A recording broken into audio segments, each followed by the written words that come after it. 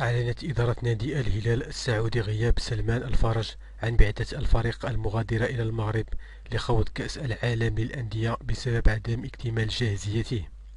وأصيب سلمان الفارج قائد الفريق والمنتخب السعودي خلال مشاركته في كأس العالم في عظمة الساق. كما تقرر رسميا غياب العديد من لاعبي الهلال عن كأس العالم للأندية، وأبرزهم محمد البوريك وحمد اليامي وعبد الإله المالكي وياسر الشهراني. ومن المقرر أن يلعب الهلال مع الوداد البيضاوي المغربي يوم 4 من فبراير، والفائز في هذه المواجهة سيلعب مع فلامينغو البرازيلي في نصف النهائي.